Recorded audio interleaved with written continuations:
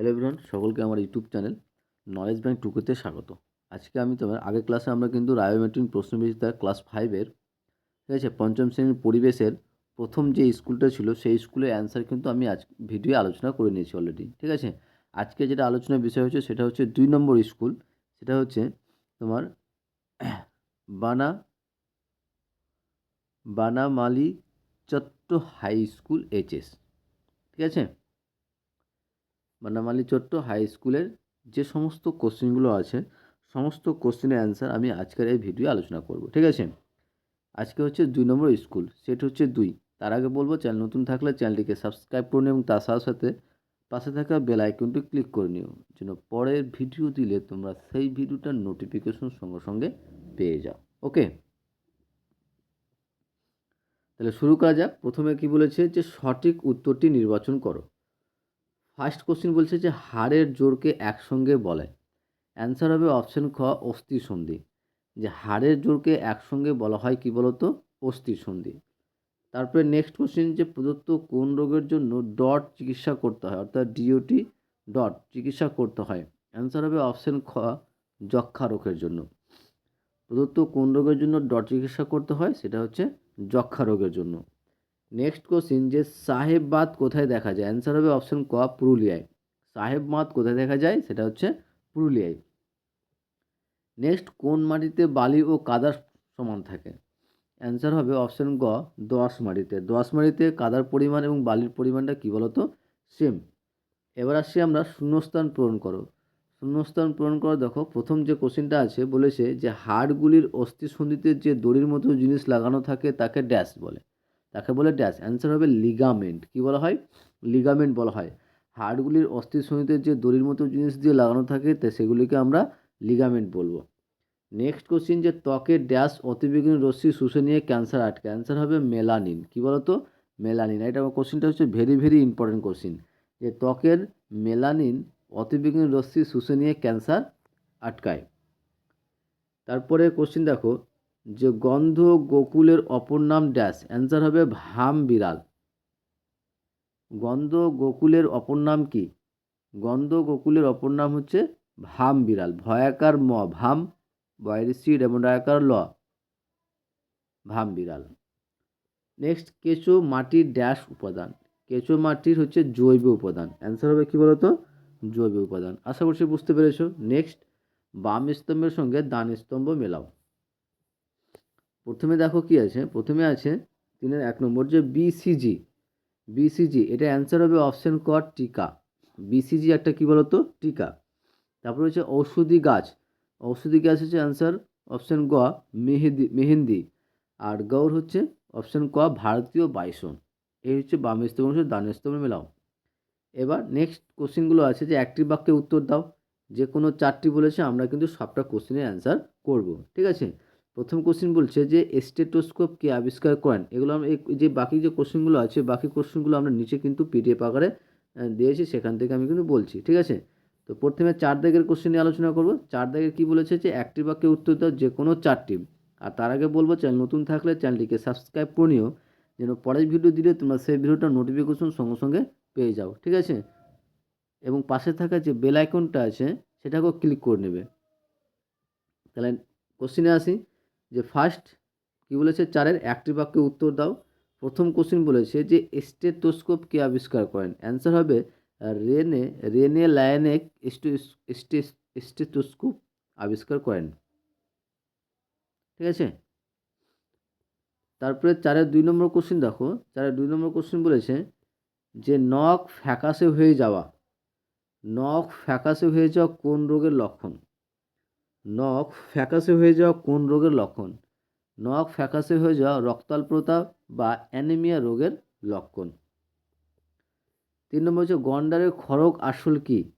গন্ডারের খড়গ মানে খাবার আসল কি, গন্ডারের খড়গ আসলে কি। তো গন্ডারের খড়গ আসলে হচ্ছে জমাট বাঁধা চুল। কি বলতো, জমাট বাঁধা চুল। নেক্সট, গন্ধকুল দেখতে কেমন। গন্ধ গোকুল দেখতে কেমন। গন্ধ গোকুল দেখতে কেমন।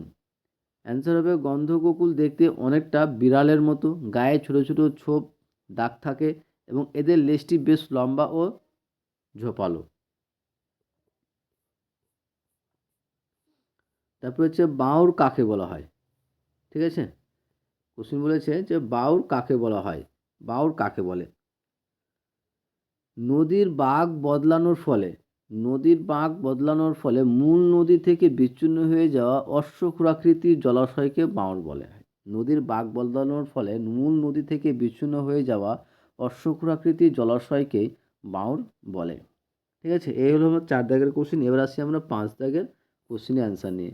আর 5 দাগের কোশ্চেন অ্যান্সারগুলো বলার আগে তোমাদের বলবো, চ্যানেল নতুন থাকলে চ্যানেলটিকে সাবস্ক্রাইব করে নিও এবং তার সাথে সাথে পাশে থাকা বেল আইকনটা ক্লিক করে নিও, যেন নেক্সট ভিডিও দিলে তোমরা সেই ভিডিওটার নোটিফিকেশন সঙ্গে সঙ্গে পেয়ে যাও। ভালো লাগলে অবশ্যই বন্ধুদের সঙ্গে শেয়ার করবে এবং কমেন্ট করে জানাবে। তো 5 দাগে বলেছে যে নিচের প্রশ্নগুলির 2-3টি বাক্যে উত্তর দাও, যে কোনো 3টা। আমরা কিন্তু সবটা কোশ্চেনের অ্যান্সার করব, 5টা আছে 5টাই করব, ঠিক আছে। তো প্রথম কোশ্চেন দেখো, প্রথম কোশ্চেন বলেছে যে যক্ষ্মা রোগের লক্ষণগুলি লেখো। ফার্স্ট কোশ্চেন যে যক্ষ্মা রোগের লক্ষণগুলি লেখো। তো যক্ষ্মা রোগের প্রধান লক্ষণগুলি হলো যে অনেক দিন ধরে কাশি বা মাঝে মাঝে কফের সাথে রক্ত পড়া, বিকেলের দিকে অল্প জ্বর হওয়া, রাত্রে ঘাম হওয়া এবং শরীরের ওজন ক্রমশ কমে যাওয়া। এই সমস্ত কারণ হচ্ছে যক্ষ্মা রোগের লক্ষণ। যে যক্ষ্মা রোগের প্রধান লক্ষণগুলো হচ্ছে অনেক দিন ধরে কাশি হচ্ছে বা মাঝে মাঝে কফের সাথে রক্ত পড়ছে, বিকেলের দিকে তোমার অল্প জ্বর হওয়া, রাত্রে ঘাম হওয়া এবং শরীরের ওজন ক্রমশ কমে যাওয়া। এটা হচ্ছে তোমার যক্ষ্মা রোগের লক্ষণ। নেক্সট 2 নম্বর কোশ্চেন দেখো, বলছে দুটি রাসায়নিক বিক্রিয়ার উদাহরণ দাও। বলছে যে দুটি রাসায়নিক বিক্রিয়ার উদাহরণ দাও। এক, যে দুধ থেকে ছানা তৈরি হওয়া একটি রাসায়নিক বিক্রিয়া। দুধ থেকে যে আমরা ছানা তৈরি করছি এটা একটা রাসায়নিক বিক্রিয়া। 2 নম্বর হচ্ছে লোহার পেরেক বা জিনিসে মরচে ধরা একটি রাসায়নিক বিক্রিয়া। লোহার যে মরচে পড়ছে, লোহায় বা পেরেক বা কোনো জিনিসে মরচে ধরা, এটা একটা কি বলতো রাসায়নিক বিক্রিয়ার উদাহরণ। ঠিক আছে, তাহলে দুটো রাসায়নিক বিক্রিয়ার উদাহরণ হয়ে গেল।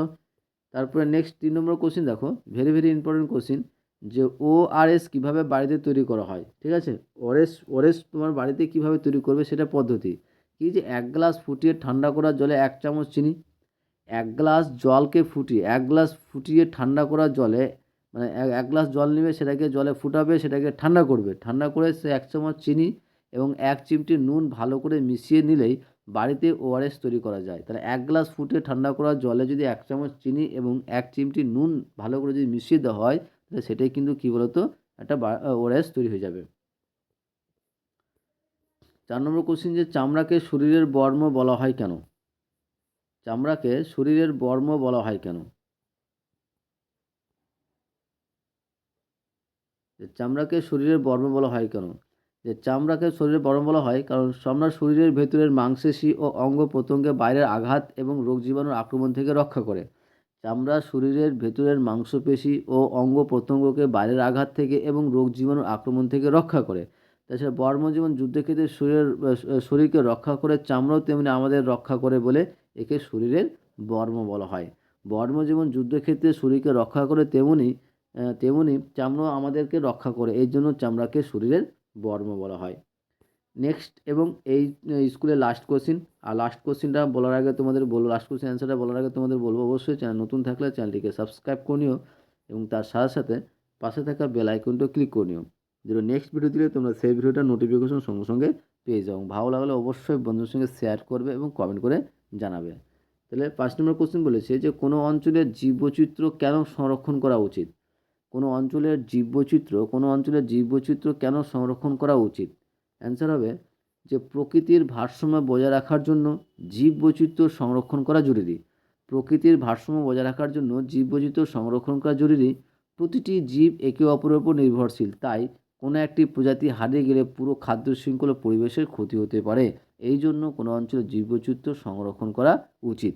জীববৈচিত্র্য যদি আমরা সংরক্ষণ না করি, তাহলে আমাদের প্রাকৃতিক ভারসাম্যটা ঠিকঠাক থাকবে না, বজায় থাকবে না। ঠিক আছে, সেটা ধ্বংস হয়ে যাবে, নষ্ট হয়ে যাবে।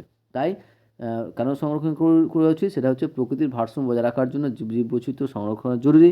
প্রতিটি জীব একে অপরের উপর নির্ভরশীল, তাই কোনো এক প্রজাতি হারিয়ে গেলে পুরো খাদ্য শৃঙ্খল পরিবেশের ক্ষতি হতে পারে। এই গেল আমাদের ক্লাস 5-এর প্রশ্ন বিচিত্রার পরিবেশের 2 নম্বর সেটের 2 নম্বর স্কুলের পরিবেশ থেকে সমস্ত কোশ্চেনের অ্যান্সার। ওকে, আশা করছি তোমাদের ভিডিওটা ভালো লেগেছে। ওকে। থ্যাংক ইউ ভিডিওটা দেখার জন্য।